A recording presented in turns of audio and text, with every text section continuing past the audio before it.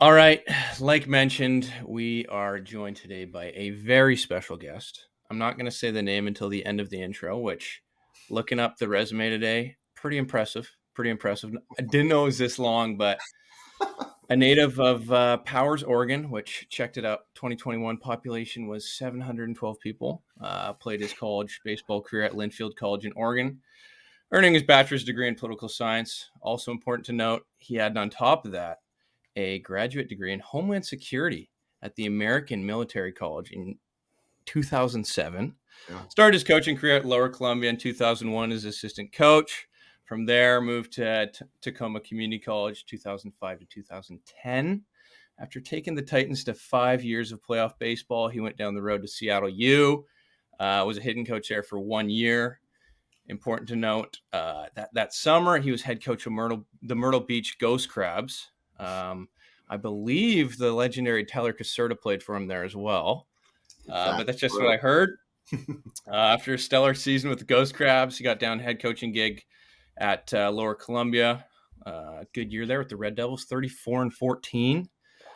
This performance got him a sick job at UW as assistant coach, which he was there for the next 5 years. A trip to College World Series, which is pretty sweet. 2018, got sick of the rain, took it down to the beach. UC Santa Barbara, associate head coach.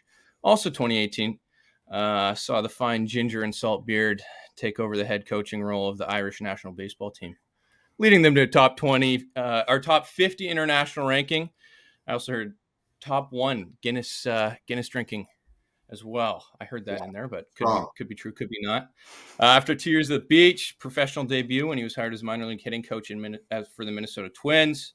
After 1 year pro ball, the guy missed me so much, had to come back to the beach, came back to UC Santa Barbara's associate head coach. And recently just traded his blue and gold for the gross baby blue and crimson, head coach at Loyola Marymount down in LA. My former coach, a wizard when it comes to hitting. D1 beard of the nation, I would say. Donegal Fergus, how are you? I am great, Jason Willow. That was a pretty close approximation of my lengthy resume. Did I get anything wrong in there? Did I get anything wrong? Things, but it's fine. It's all no. Let me know. So we could go through it line by line, but it's irrelevant because nobody cares. Everybody stopped listening 5 minutes ago. So it sounded impressive on my end. I'll say that much. There you go.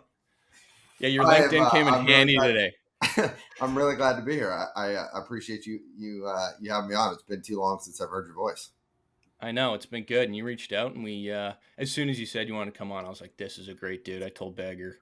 I mean, a guy that, we were around each other quite a bit for a few years, which is cool, and got to know each other. But yeah, how's the new gigs treating you? How's LMU? It's great.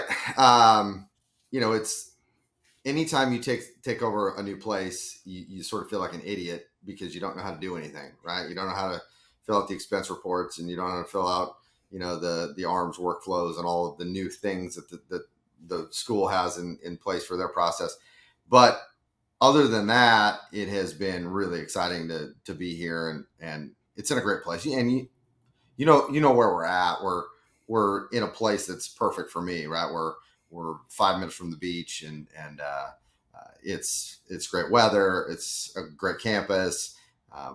They've had some history of success here, and it's been amazing, honestly. And the guys have been incredible. Excited to be coach. It really, honestly, reminds me a lot of the 2019 team at Santa Barbara with you, where a bunch of guys who are ready for something, new and fresh, yeah. And hey, coaches, teach us stuff, right? And that's really fun, right? As a coach, you're like, all right, all this stuff is on the table, and so we've been doing a ton of things that are, a lot of it new for the guys, and so it's invigorating in that way. And this place is great. And so I'm having a blast, and I got a great coaching staff that I got really lucky to put together. So they're yeah. Who'd you take on board there? So our recruiting coordinator is Justin Dedman, who was at University of Missouri last 2 years, and then was part of that staff that got let go. He and I have been friends for probably 10 years now, and he's recruited all over the country. So I wanted someone that could broaden our recruiting horizons, and both he and I obviously have recruited across the country. And so I wanted someone to help us really, really take this show on the road. And he's been incredible. He's one of the best hitting guys in the country, in my opinion, too. I tried to hire him when I was with the Twins. He's great. And then Matt Troop is our pitching coach. He was at University of Hawaii the last couple of seasons, did an incredible job with their arms. Played at Arizona, and is from, Southern California. So was ready to get back. He and his wife were ready to get back to this neck of the woods, and has crazy good energy. He's one of those people, you talk to him for 1 minute and you're like, yeah, I'm in, let's do it. And then Travis Buck is our third paid assistant, former big leaguer, played at Arizona State, has been coaching at Arizona State the last few years, and is just one of the best dudes you'll ever meet, and one of the most humble people. Played 7 seasons in the big leagues, and you can barely get him to talk about it, right? He's just great, and he and I have known each other a long time. I actually played. His brother was a senior, I think, when I was a freshman in college. So we go way back, and it's a great staff, and I couldn't have asked for a better group of guys to help get me started on this thing. So any growing pains off the bat? I mean, I know you kind of mentioned it, but I don't know. Is it a big difference from the assistant job? Like, do you give checks? Yeah. Huh? Oh, Jackson and I, we text regularly. Hey, he'll text me like, hey, can I borrow you for some graphics work? And can you make our practice plan look pretty again? I'll do your expense reports in exchange. Like the things that we were both good at and then bad at really meshed pretty well. We filled in each other's gaps, and so we don't have that anymore. So I'm looking at myself when I have to do all the budgets and sign all the paperwork, and instead of just going, well, check sign. There you go. That's head coach stuff, not associate head coach. So it's been a challenge in that way of just, everybody looks at you for all of it, right? And trying to make sure what you have in your head gets out to your people, right? Because they don't know, and you get used to for a long time going like, here's my little slice of things that I get to do, right? I gotta get the hitters ready every day, and I get maybe infielders and catchers and whatever I'm coaching there. But now I've got to make sure the pitchers are all ready, and that practice plan goes out, and I've got to balance all of the bullpen sessions, and it's just more. It's the same stuff, but it's more, and you've got to be on top of it, and you get to coach a little bit less, unfortunately, sometimes, where you got to step away and say, hey, hitters, I got to be with pitchers today, because I'm their head coach too, and I can't just stay with you guys and hit homers and BP and then ask the pitching coach who's good. I need to be with you guys. And so that's been an adjustment, is trying to balance my workload and spread out a little bit, and learn how to delegate, which is not easy for me, but this is what you have to learn when you get this chair. And it's been great. There's lots of days where I'm like, got it, forgot that. Okay, I got to write that down. But it's been awesome. Yeah, it's been really fun. What's it like going into a new school as a new coach to a team that you didn't necessarily select, right? What's that like for that? And then on the flip side, what's that like for players? They commit to a school, they come to a school, they commit to a coach, for a lot of times that's who, they expect to be there. And then all of a sudden that's kind of swept out from under their feet, and a new guy comes in. How do you build that relationship real quick? And that trust, more or less than anything else? Yeah, I mean, I think you do a couple things. One is you be real honest with them, right? You don't try and sugarcoat or fake your way through it. Like, you just hit it head on. Like, hey, I didn't recruit you, and maybe I don't even know who you are. That's okay. Like, let's get to know each other, right?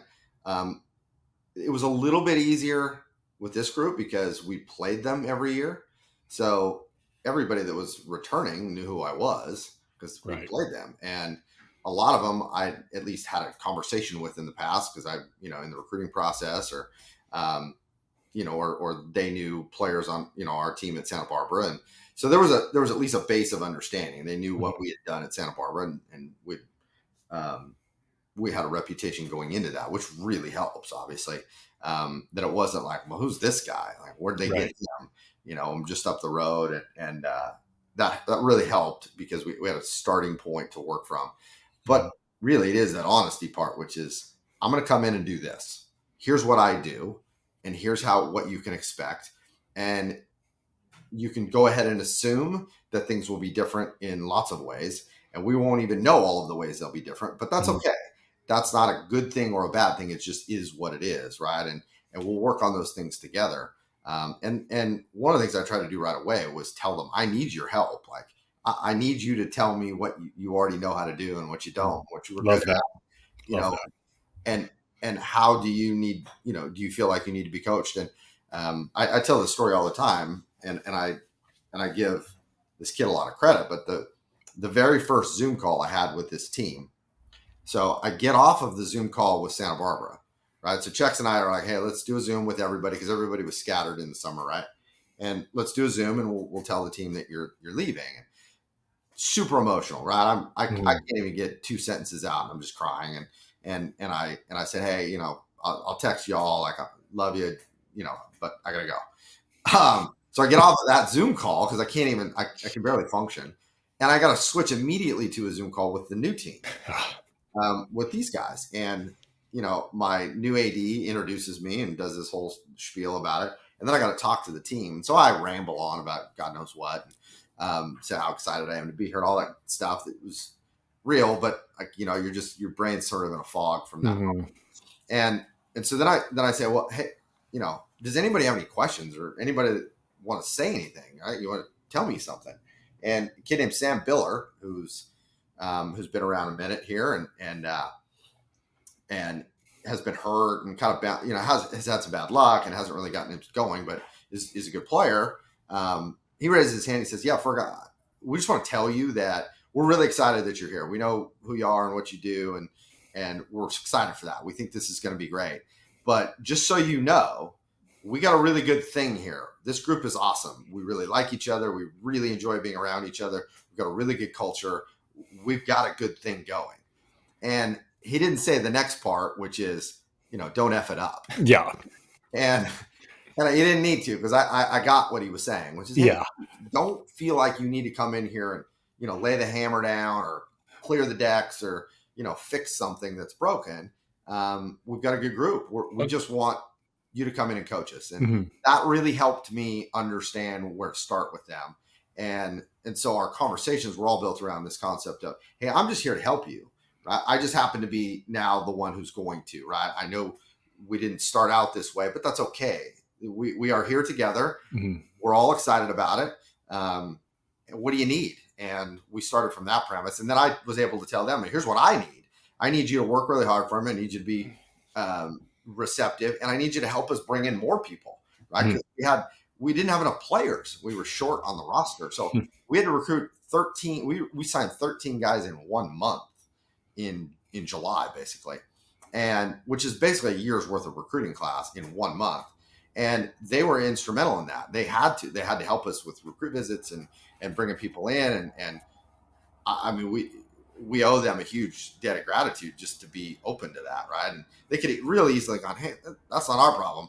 Like, we're here. Why would we want to help you bring in other players that might take our jobs? And they didn't do that at all. They went the other way. So it was really a credit to them that made that transition easy for me, because if they would have been resistant, it would have been much tougher. But we were honest with each other about what we're going to try and do and what we're going to do for them. And that certainly helps, bridge the gap, especially initially. Well, it's got to be a lot easier too, right? Like they had a pretty good year last year, right? Like, it's not like they won the regular season champs. Exactly. In the West. It's not like you're walking into a program that's, went, 4 and whatever the year before. And you feel like you just got to blow everything over and restart from the ground up, which must be nice. Cause again, you're kind of just playing into, their role. So that's a little bit different how you came into Santa Barbara, because the year before you came in, we had a terrible year, right? And I think it was more of like restructure. We need to get this thing, from the ground up, which worked out, but a little different.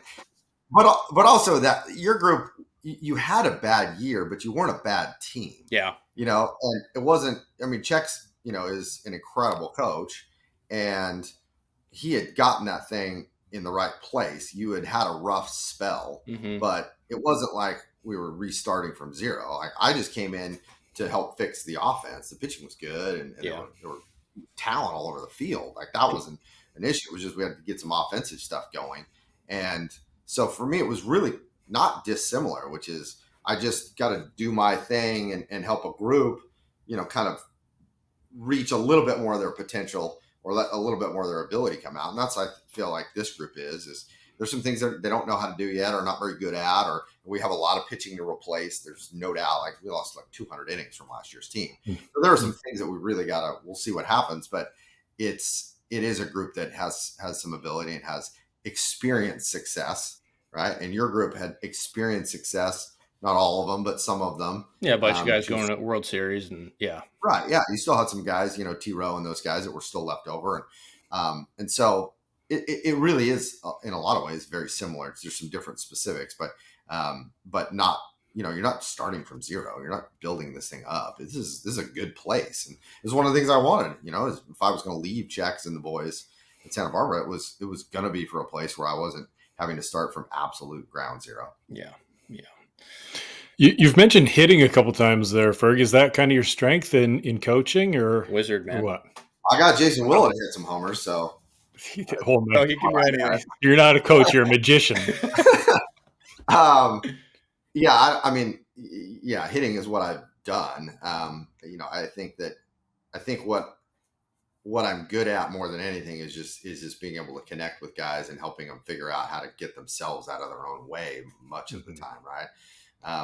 There are lots of, and I say this, and I hired one of them, Justin Dedman, there are guys that have real mechanics brains. Like they really think about the anatomy and the physiology and the biomechanics and that process, the sort of the scientific aspect. There are guys that are incredible at that and have deep dive studies into that are, I would say, are better at that stuff than me. But I think what I'm, I can pull that stuff in and be able to connect with guys to understand why they do what they do, right? Mm-hmm.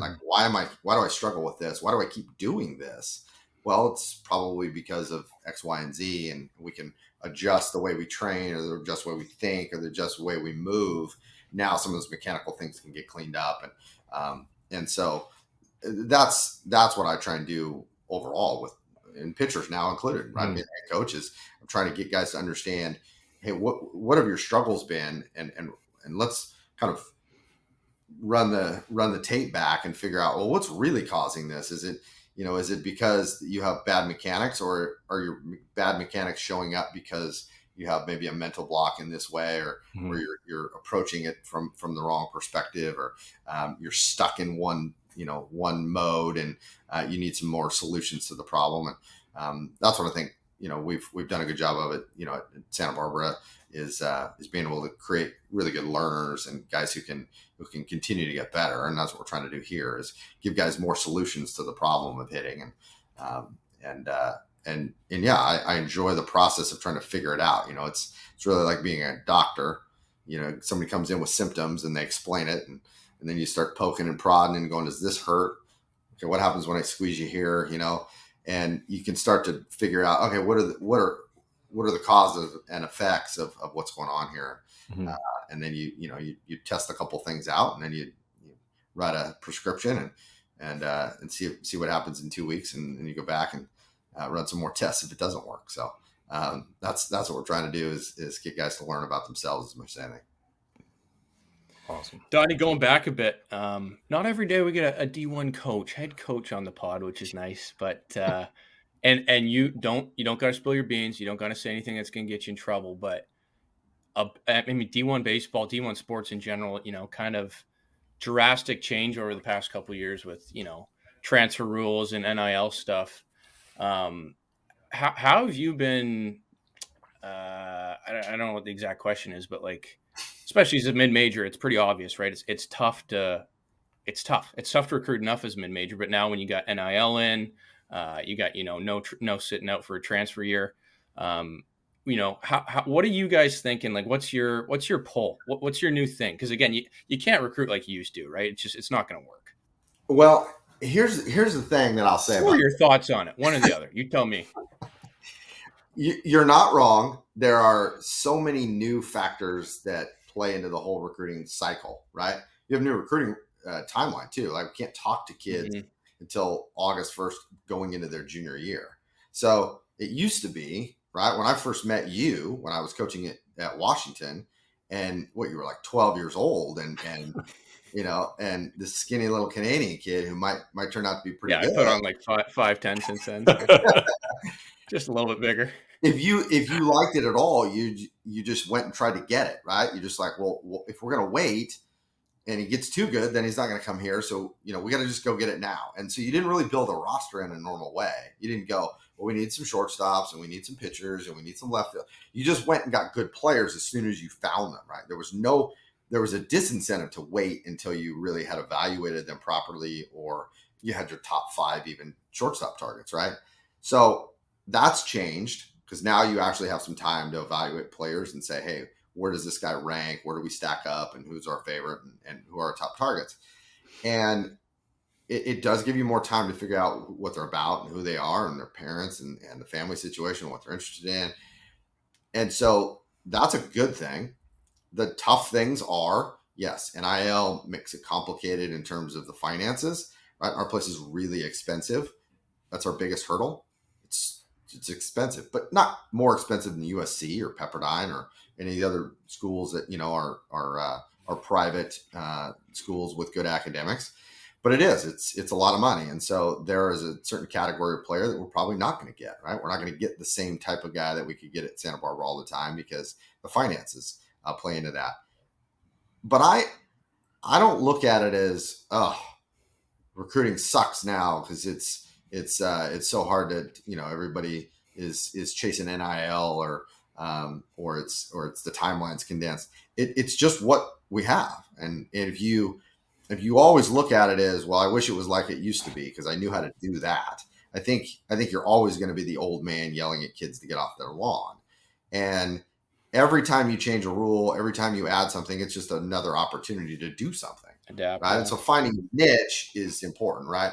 So I know that we're never gonna, if it's Jay Johnson, Tony Vitello, John Savage, and I going after the same kid, I mean, I'm probably not going to get that kid very often, right? I get that. I understand our pecking order. I understand where we are. Now, it doesn't mean we don't try sometimes, right? Because you're definitely not getting somebody if you don't go after them, right? And yet you can find those lanes where you can say, hey, we can elevate the level of talent here by finding the right kid, or the kid that we have a connection with, or the kid who values something that we do a little bit more than somebody else. And what we do is real development here. Like it's what I care about. And you know that because you played for me, right? Like that's what gets me going is let's see if we can get you better. Let's see if we can make you a pro, right?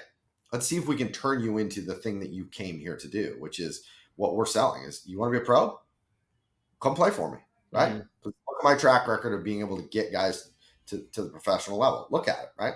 There's the only staff really on the West Coast with more draft picks in the last couple of drafts would be UCLA, and maybe you probably still Santa Barbara because Chex is there, right? So, but look at the track record of guys that I've had, and Dedman and Buck and Troop, that have gotten drafted, and that's what we're going to do every day. So if you say that that's really important to you, I want to be a pro, then coming here is a really great option, because that's what this staff cares about. We talk about it every day.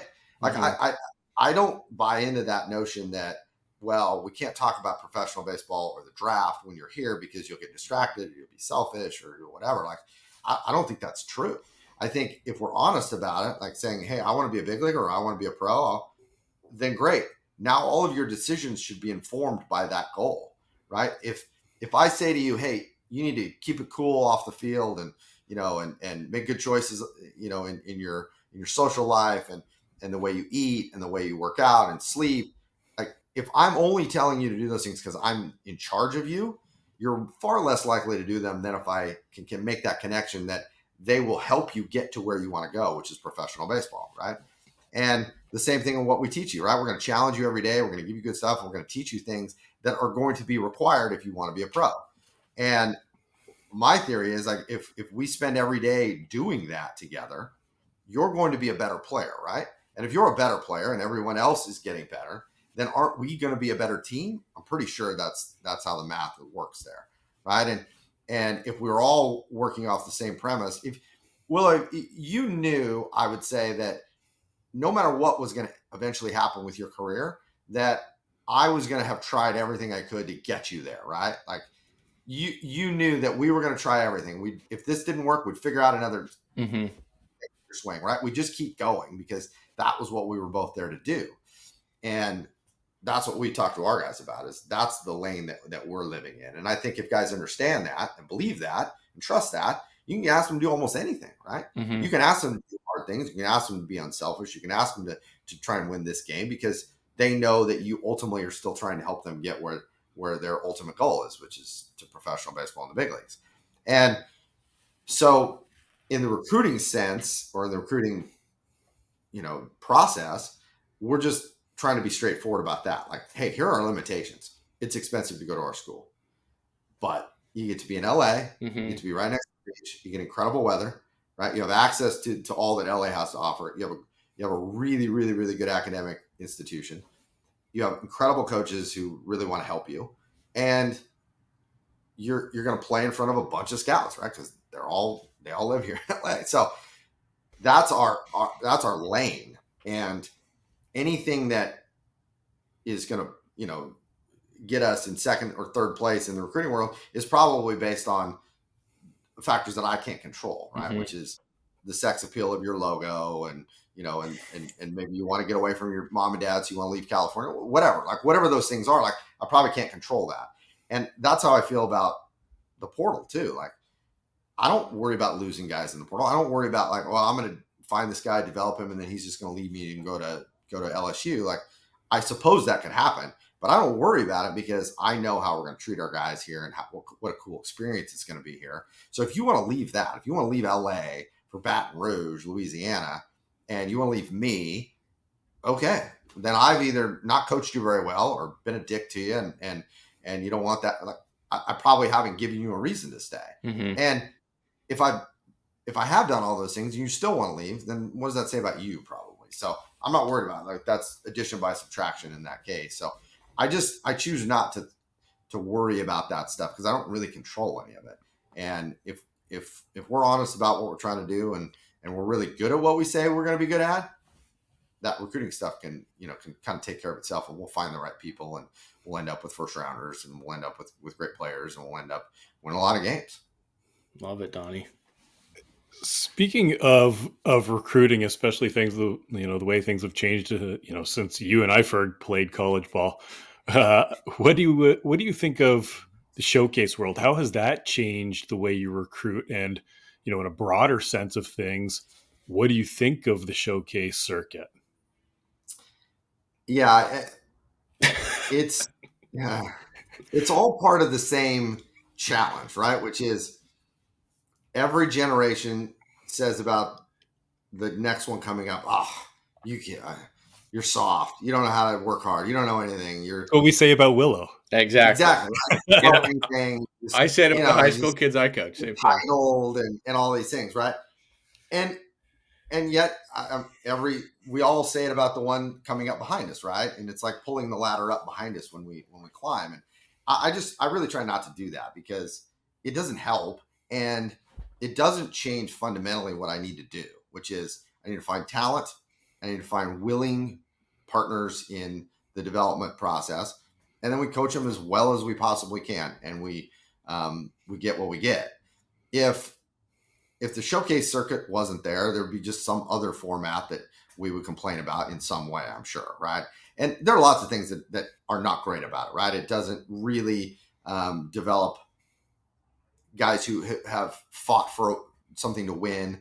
But, I still think guys, playing in Jupiter, trying to win the WWBA, I mean, they're trying to win that thing, and they're getting after it, right? And there's energy and emotion, right? So it's not devoid of winning, but it certainly does diminish those winning opportunities or that environment in some ways. And it does sort of encourage more guys to just sort of put themselves out there and focus less maybe on getting better, right? And one of the things we talk about in the recruiting process, the best thing you do is get better, like get good enough that somebody has to take you, versus chasing the process. Like, I got to get committed. We'll get good first, and somebody will commit you for sure. But that's reinventing the wheel or turning back the clock, which we can't do. And I don't think that it's made players worse in the sense that their ceiling is lowered. In fact, I think probably if anything, the access to information that we have in the world today has increased everybody's ceiling exponentially. Yes, do we get probably more freshmen than ever who really don't have a great sense of the game in terms of sort of the nuance or the details or situational baseball? Sure. I would say that's probably true. But they are so much farther along than I think players of our generation in terms of understanding what they're trying to do, right? So when you have a conversation with a freshman now who's a really good player, he has some swing mechanic information in his head. He has some opinions and thoughts and understandings, even if he's misguided or off in some way. He's got a base of knowledge that I never had. I never saw myself on video until I went to college. And I had no idea what I was doing, right? So I was going to listen to a coach because they were a coach. I don't know. You're the coach. You've got this job. You must know what you're talking about, because I clearly don't. You know, I'm growing up in a town of 500 people in the middle of nowhere. 712. 712. There's no way it's 712. That was 2021 consensus report. But throwing a ball against a barn wall was, you know, how you sort of learn stuff, right? And so I think it's a great thing where we are today. Information makes everybody better. Now, it certainly causes other problems, and guys, you know, sometimes are a little slower to want to change and this and that. I get it. It's all part of the same thing. I have to work around something anyway. And really, all I'm trying to do is connect and find a way that we can get on the same page and be partners in this thing. And I think if you're just straightforward and honest with kids, that's what they want anyway, even if they don't really understand it going into it, right? And so the showcase circuit, to your question, is just a part of that process of the world got much smaller, right? Because everybody can have access to all of those things in a much different way. And it's helped more kids go to more colleges across the country, right? Like before, it was nobody left their region to go play, right? Everybody just probably stayed close to home. And now there's more opportunities for kids, and that's a good thing. There's more opportunities to learn. That's a good thing.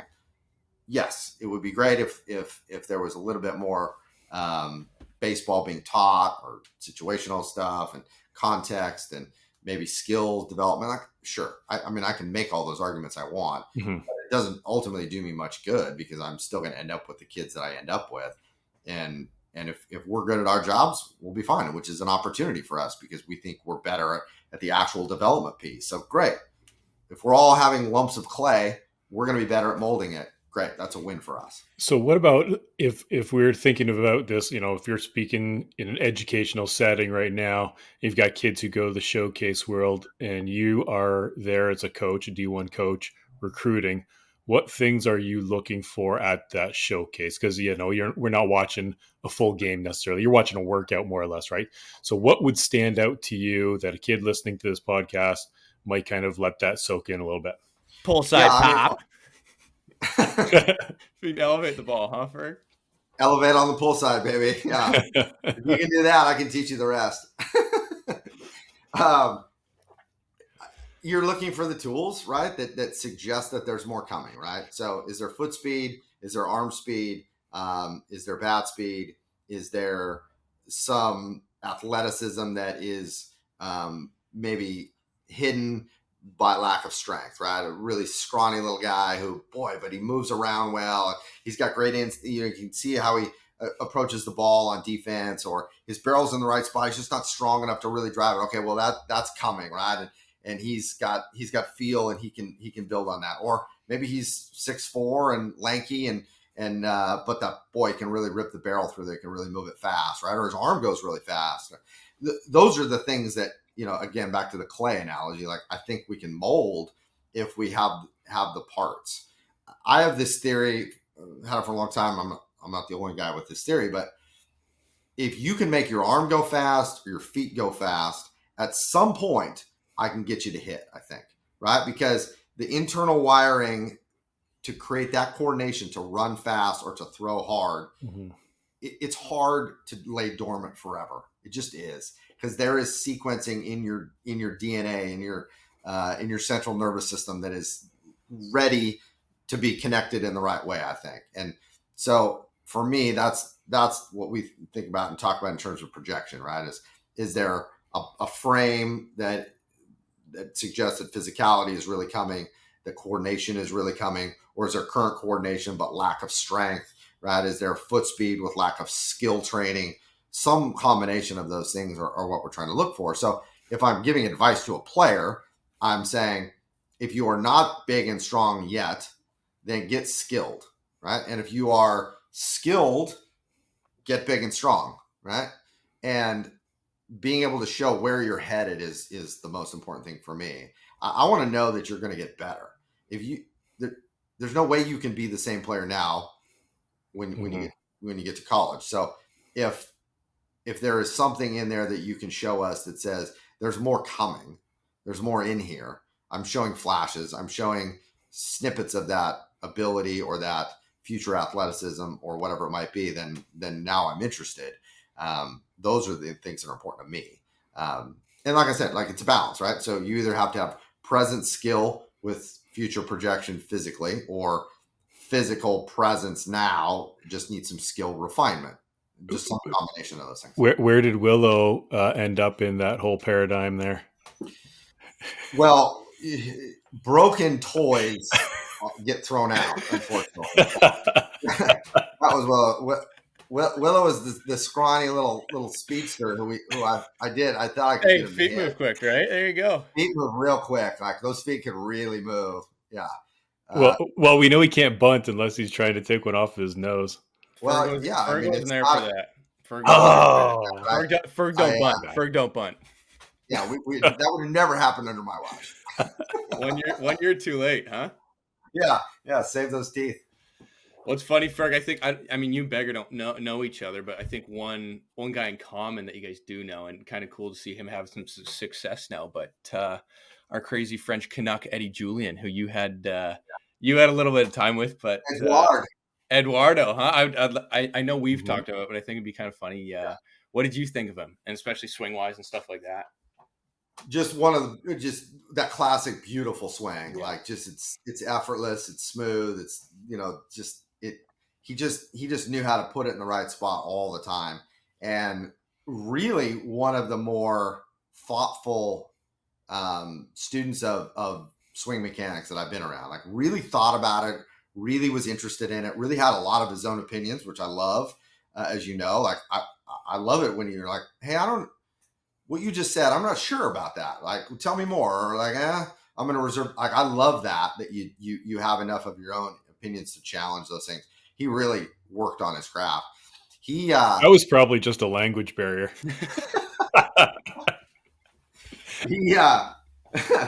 He really just had that classic feel for the barrel. Like, he hit it a ton. And still isn't a real big guy, but he was starting to come into his own, sort of that maturation with the body where he was never going to be Giancarlo Stanton, but he's really started to get thicken up and getting that real strength in there. He was hurt when I first got there, and just spent a lot of time kind of watching and working on skill stuff, and you could see that he was going to be a big league hitter, because he just knew how to hit it in all different directions, all different pitch profiles. Like, it didn't matter what you did. If you got him once, he was going to get you the next time, because he was going to figure it out. Like, you couldn't trick him. He had a great sense of what was happening, incredible hand-eye. And I think the biggest thing he did was he turned himself into a defender. Like, that was the question mark, was where are you going to play him? Like, what's the position? And he really turned himself around in that way, worked really hard. But he could always hit. Like, you could just see that, like, that guy's going to hit. You almost couldn't screw him up. He had a knack. Was his strike zone discipline as good in the minor leagues as it was this year? I think he might have led the major league in chase rate, right? In lowest chase rate. He always had, his numbers were always crazy good in that category. Like, and I always thought, I think about this because I think, in today's day and age, right, we're measuring everything. We're trying to track and find trends and be able to project what's going on. And I think sometimes we don't have a great feel for strike zone discipline, right? Because some guys get numbers that look like they have discipline when really they're just passive, right? And then some guys have chase rates that are probably higher than they should be just because because you're like, I can hit it. Yeah. I can get there. And you just think you believe that you can do it. And if you just change maybe some approach stuff, your chase or your swing and miss rate goes down, right? So sometimes you can fool yourself on the edges. Eddie just knew the strike zone. Like he was like, no, that's a ball, right? That's not a strike. I'm not going to swing at that. He just had a calmness to him that wasn't passive. He wasn't looking to walk or looking like he just wasn't going to swing at stuff that he didn't want to hit. And that was real discipline versus what I think sometimes we get fooled into of let's take more, right? And he was so impressive because he just had this poise about the way he approached at bats, where you just knew that he wasn't going to get sped up. And if he took one that was a bad call or got maybe fooled him a little bit, it didn't. It didn't affect the next one, right? He didn't overcompensate and all right, well now I got to swing, right? He just stayed with what he did, and his discipline's real. I think that's impressive. Me and Beggar, right? Like we played with. He coached us for 2 years, and I played with him for 2 years, and I think that's what changed. Is like in high school, he'd miss that. He would swing even harder, and he'd swing so hard his helmet. The helmet would always pop off. Always falling off, and he'd get thrown at because he's taking daddy hacks. But you look at him now, and just what a complete hitter who's just cool to see him kind of over the years growing to who he's been. And like you said, everyone knew he was always going to hit. Yeah. But it just matter when he's going to get to the bigs. Yeah, and getting healthy enough to get an opportunity to really prove it, and he did, and became a good defender, and yeah, it's fun to watch that guy hit. Well, we just saw the Twins have a pretty good year and run in the playoffs a little bit there. Who else impressed you while you were there? Maybe one of the young players or somebody you got to work with. Well, obviously Royce Lewis. I mean, he's pretty good. Understatement of the year right there, I think. And Royce was one of those guys too that you had just insane physical tools. Like he could do stuff that, my first season with the Twins was the first COVID year, right? And it was the 60-game big league season. Mm-hmm. So my first real extended job time was running the reserve site, right? We were at the AAA park in St. Paul. And so we practiced for 5 straight months. It was just like, it was Groundhog's Day. It was just bizarre. Mm-hmm. But it was like all the prospects and then anybody that was on that AAA roster that might get needed in the big leagues if someone got hurt or tested positive, right? So it's this weird mix of guys who've been around a hot minute, been in the big leagues, and, we're just trying to get back, or, we're the backup plan if somebody gets hurt. And then all these really talented prospects, because you want to keep those guys going. And Royce would do things that everyone, and they're loaded with talent. Everyone went, oh my God, I can't do that. Who can do that? He would do things you're just like, doesn't even make sense in my brain what I just saw, right? Taking a left-handed slider down and in and going oppo 400 feet over the fence. You're like, that's not how physics I don't understand what just happened there. And he would do stuff like that, but half the time he didn't know quite how it happened, right? Or why he couldn't do it again.